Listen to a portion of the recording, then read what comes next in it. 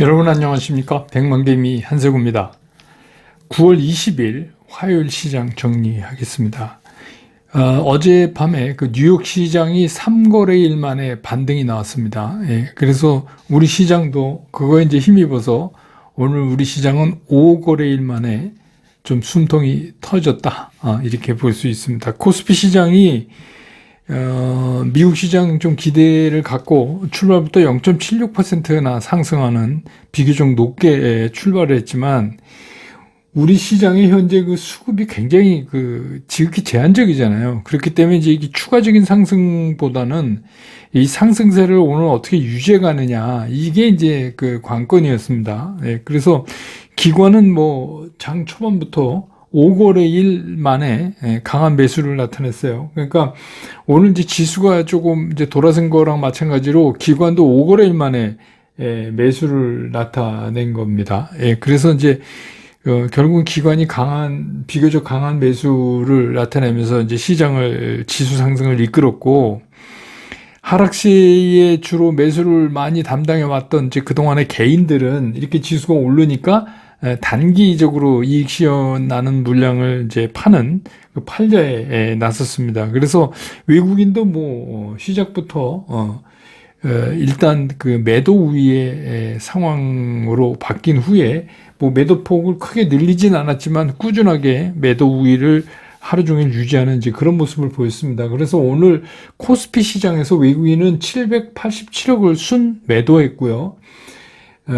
기관은 2,834억을 순 매수했습니다. 개인은 2,242억을 순 매도를 했습니다. 그래서 오늘 코스피 지수는 2,367.85포인트, 그래서 어제보다 0.52% 반등을 하면서 시장을 마감을 했습니다. 다행스러운 거죠. 그래서 또 코스닥을 보면 코스닥은 이제 어제 좀 코스피에 비해서 좀 많이 빠졌잖아요. 그래서 출발부터도 한 0.86% 이렇게 높이 튀면서 이제 출발을 했어요. 그리고 비교적 코스피에 비해서는 추가적인 상승세를 이어가는, 그리고서 이제 옆으로 이렇게 1% 이상 상승한 데서 옆으로 횡보하는 그런 모습을 보였습니다. 그런데 코스닥도 개인들은 이제 그동안에 떨어지는 날마다 샀잖아요. 그것에 대한 이제 단기 이익 실현 물량이 좀 나왔고, 또 외국인은 초반에는 좀 매도 쪽에 있다가, 그 다음에 이제 그 중간지대에 좀 있다가, 어제랑 마찬가지로 한 2시 반이 지나면서부터 매수폭을 좀 늘려가는 그런 모습을 보였습니다. 그래서 오늘 이제 코스닥에서 외국인들은 최종적으로 463억을 순매수했고요.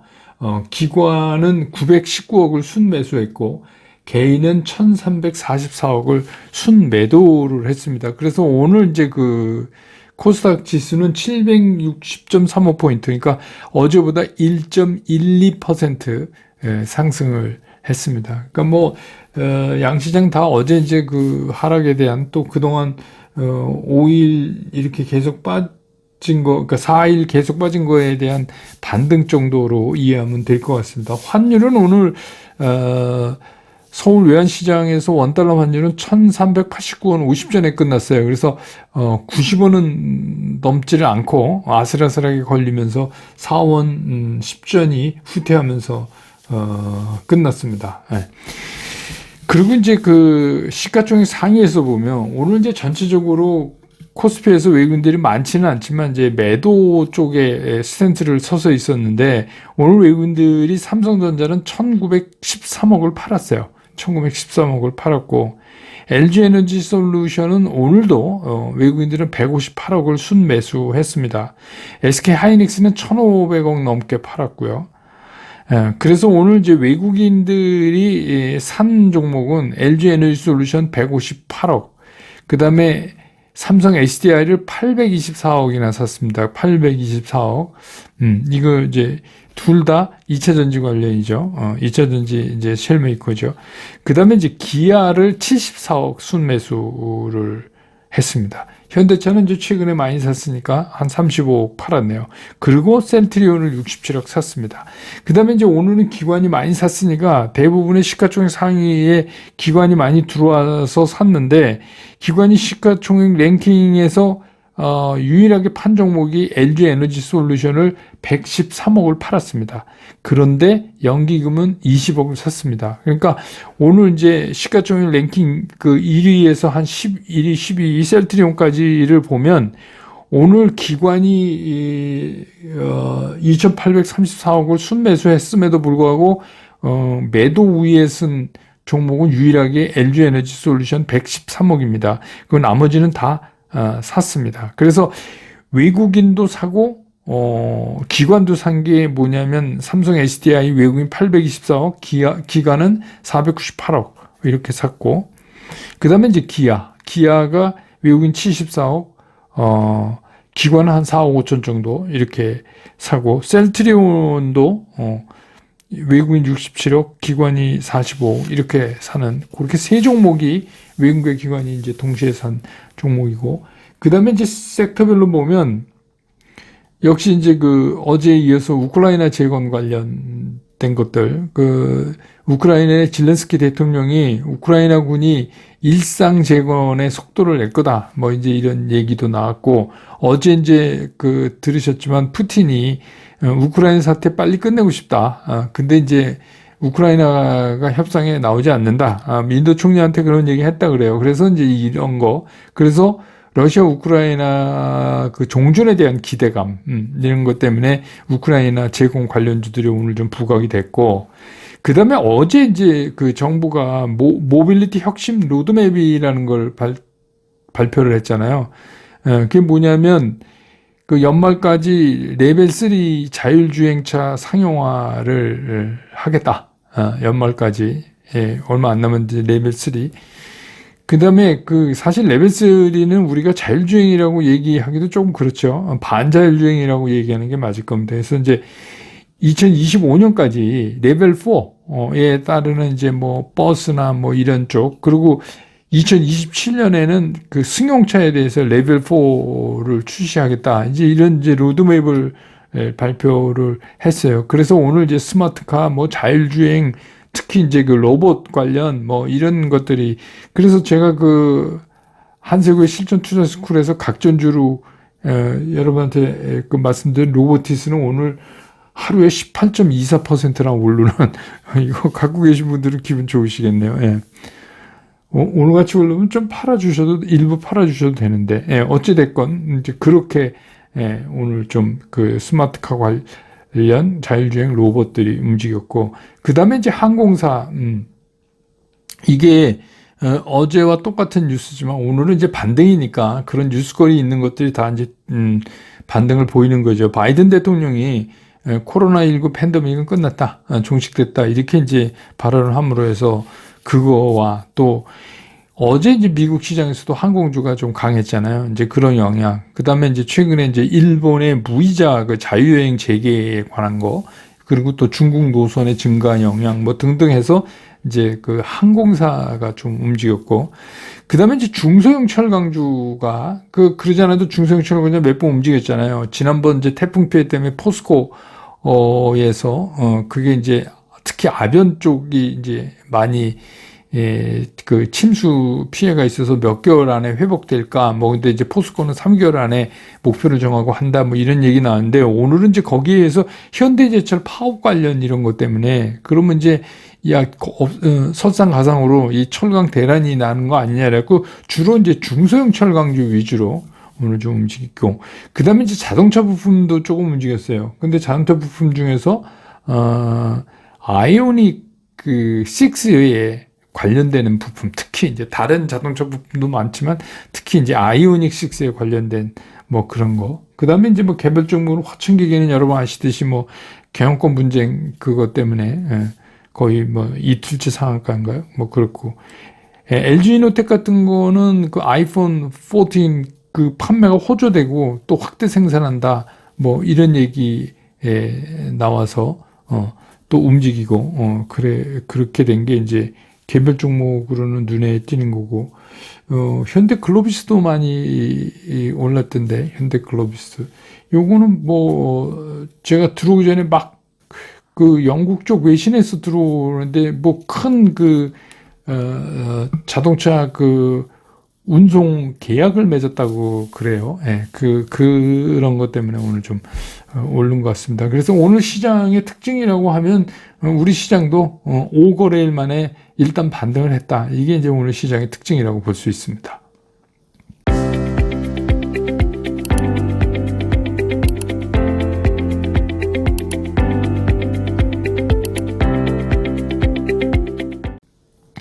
시장을 좀 보면 미국 시장은 어제 이제 3거래일 만에 반등을 보인 거예요. 근데 그 내용을 이렇게 보니까 우리가 자는 사이에 그냥 그 장 초반서부터는 뭐 마감 한 1시간 남짓 그 전까지는 그냥 뭐 오르락 내리락 했어요. 그냥 흔히 있을 수 있는 그런 시장이었다가 끝에 가서 한 1시간이나 1시간 반 남겨놓고 3대 지수가 모두 가파르게 이렇게 올라가는 그런 모습을 보였거든요. 그래서 이제 끝에 이렇게 밀어 올리는 이제 그런 우리가 전략 후강이라고 그러나요? 그런 이제 모습을 좀 이렇게 하면서 양봉을 만들었어요. 그래서 뭐 끝에 올랐다가 이렇게 떨어지면서 플러스 난 것보다는 뭐 낫지만 전체적인 시장이 이렇게 스테디하게 한 게 아니라 끝날 무렵에 이렇게 확 올린 거라 그냥 반등이다 이렇게 이제 보였어요. 그래서 우리 시장도 오늘 이제 미국 시장 그 반등에 힘입어서 5거래일 만에 이제 상승세를 나타냈고, 특히 이제 기관 같은 경우는 기관이 최근에 계속 팔았잖아요. 그러니까 더 이상 이제 팔 수는 없어요. 그런 일은 보이다가 이제 오늘 갑자기 기관이 이제 사들어왔습니다.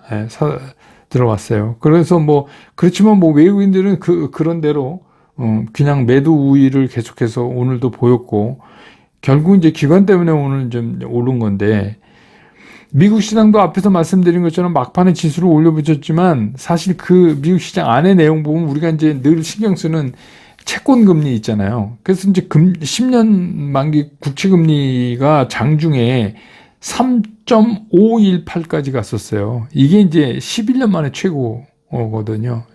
11년 만에 최고예요. 근데 이제 결국 끝에 끝날 때는 이 3.5를 못 지키고 다시, 그러니까 이게 보면 최근에 10년 만기 국채금리도 이 3.5가 벽이에요. 이거에 붙이면 이제 떨어지고 그렇게 돼서, 끝날 때는 3.49로 끝났잖아요. 그래서, 이게 10년 만기 채권 기준으로 보면 지난 6월에 주가 저점 형성했을 때에 또 그랬어요. 3.5 장중에 넘었다가 이렇게 떨어지는, 그런 거에 비하면 지금 이제 조금 주가 수준이 올라와 있는 거죠. 채권 10년 만기 대비, 비교해서 그렇다 그런 말씀입니다. 또, 우리 이제 장단기 금리차 이제 얘기할 때 많이 얘기하는 2년짜리 이제 국채금리가 장중에 3.97%까지 올라갔었어요. 이거 15년 만이랍니다. 자료 보니까. 그래서 이제 우리가 말하는 장단기 금리차가 이제 더 벌어졌어요. 이 얘기는 뭐냐 하면 이게 이제 경기 침체의 전조현상이다 이렇게들 얘기하잖아요. 그러니까 이제 그러니까 내용상으로 보면 이렇게 썩 그런 거 아님에도 불구하고 이제 계속 떨어질 수 없으니까 이제 반등을 했다. 그래서 이거는 그냥 반등 그 이상도 아니다. 이렇게, 그러니까 반등 이상을 의미를 부여하기는 좀 어렵겠어요. 그러니까 반등이라고 보입니다. 그런데다가 이제 우리나라 같은 경우도 어제 이제 OECD가 올해 우리나라 이제 여러 가지 이제 수치에 대해서 발표를 했는데 경제 성장률을 2.8%로 상향 조절했다. 그러니까 0.1% 포인트를 이제 올린 거예요. 근데 그 이유가 뭐냐면 코로나가 이제 종식이 점점 되면서 민간 소비 부분을 2.3%에서 3.7%로 늘려잡은 거거든요. 그러니까 그동안에 못 만나고 못 가고 막 했던 것도 있고 이제 요새 여러분 아시지만 보복 여행이라 가지고 막 한다 이거죠. 근데 이제 그것 때문에 민간 소비 때문에 우리 경제 성장을 0.1%포인트를 OECD가 높여서 잡아줬어요. 그러니까 온통 뉴스에서 이 얘기만 어제 하더군요. 근데 사실은 그 안에 숨겨진 게 있어요. 뭐냐면 동시에 물가 전망을 했는데 5.2%가 올라요. 올해 OECD 그 전망치가. 그러면 이게 4.8%에서 0.4%포인트가 오른 거잖아요. 0.4%포인트. 이거는 많이 오른 겁니다. 그런데 이게 5.2% 물가 상승이라는 게 1998년 그 외환위기 있잖아요. 우리 금리빨 갖다 내고 막 그럴 때 그 외환위기 이후에 24년 만에 처음인 거예요. 이게 제일 높은 수치예요. 그러니까 계속 뭐 언론에서는 뭐 OECD가 우리나라 성장률이 좋다고 얘기했다. 뭐 이것만 자꾸 얘기하는데 안에 보면 이런 것들이 있단 말이에요. 그러면 그 얘기는 무슨 얘기냐면 우리가 이제 코로나 환자가 줄어들면서 일시적으로 소비가 늘어날 수 있지만 경기가 침체되고 금리가 올리면 소비가 위축되죠. 그럼 그것마저 떨어지면 어떻게 해요? 경제 성장률. 그걸 OECD도 얘기했어요. 내년에는 2.2% 성장이다. 그 얘기는 뭐냐면 2.5% 예측치에서 0.3%포인트를 떨어뜨린 거잖아요. 그러니까 지금 이런 상황들을 쭉 놓고 보면 지금 시장이 이게 이제 정신 차려서 가겠구나라고 아무리 얘기를 하려고 해도 좀 부족해요. 논리적으로 좀 어떻게, 그러니까 희망으로는 얘기할 수 있는데 희망을 넘어서는 논리로는 설명이 좀 안 되는 그런 상황이에요. 그러니까 저도 뭐 매일 주가 좀 올랐으면 좋겠다고 빌고는 있습니다만 그건 정말 그냥 비는 거예요. 그러니까 여러 가지 상황을 따져보면 그렇게 올라가는 게 녹록지가 않다. 이제 이런 얘기입니다. 그러니까 지금 이제 오늘 뭐 떨어진 것보다 오르는 게 정말 좋은 거지만 이렇게 이제 지수가 반등을 보인다 그래도 이게 이제 지속적 상승으로 가기에는 상당히 이 복잡한 셈법을 통과해야 된다. 그런 이제 얘기예요. 그러니까 여러분 이제 이 느낌이 뭔지 아시겠죠? 반등은 오지만. 그래서 이제 어제 제가 이제 백만개미 그 유튜브에서도 어제도 말씀드렸고 또 그 백만개미 유튜브 커뮤니티에 제가 더 칼럼니스트에 어제 제가 어제 아침에 기고한 글입니다. 거기는 이제 바로 빨리 이렇게 실으니까 그 소개 드렸습니다만 그 제 글이라고 읽어보시라고 한 것도 있지만 제가 사실 솔직하게 다 얘기를 해놓은 거예요. 그러니까 백만개미 안에서 얘기할 수 없었던 얘기들이나 이런 것들을 솔직하게. 그래서 그거를 여러분들이 읽으시면 앞으로 이제 우리 당원분들이 저랑 같이 이제 시장을 이렇게 쫓아가는데 상당히 도움이 되시지 않을까 이런 생각에서. 그래서 뭐 결론적으로 시장이 만만치가 않아요. 이 시장이 만만치가 않다. 그래서 뭐 내일 모레 일어나는 뭐 금리 인상 이게 문제가 아닌 거예요. 그럼 뭐 75bp 뭐 죽어라고 올려도 100bp. 그 다음에 두 번 더 오래 올릴 건데 문제는 뭐 0.4나 아니죠. 4%나 4.25 뭐 4.5 요새 뭐 나쁘게 보는 분들은 5% 얘기까지 이제 나오기 시작하던데, 그건 너무 갔으니까 좀 무시한다 하더라도, 대체적으로는 거기쯤, 준한다는 거를 시장이 다 알고 있는데, 문제는 뭐냐면 이제 그게 가져올, 그 다음에 이제 실질적인 경기 침체. 그 경기 침체라는 거는 이제 여러 가지 지표들로 이제 막 나타나기 시작할 거 아닙니까? 이게 이제 우리를 상당히, 힘들게 할 가능성이 크다는 거예요. 물론 이제 그렇다고 해서 뭐 내리꽂는다 이것도 아니에요. 어제도 말씀드렸지만 또 다음 달 CPI 발표가 되면 13일인가 그렇게 알고 있는데 제 10월 13일. 그거 발표되면 분명히 낮아요. 물가 상승률이. 왜냐하면 6월부터 이미 꺾였어요. 물가 상승률은. 다만 연준이 흡족할 만한 단계까지는 아직 못 온 거예요. 왜냐하면 과거에 70년대 잘못돼갖고 다시 돌아간 경험이 있으니까 이제 그런 얘기입니다. 그렇기 때문에 그 다음 달 초에도 그 CPI가 발표되면서 그 근처에서 반등이 한번 나올 수 있어요. 근데 이제 그것 또한 그게 이제 지속적 상승 기조로 가는 데는 이게 좀 완벽하지 않다. 따져봐야 될 게 상당히 많다. 그래서 이제 오늘 제가 썸네일 제목제로 그럼 지금 우리는 뭘 하고 그냥 기다리는데 뭘 하고 있어야 되냐.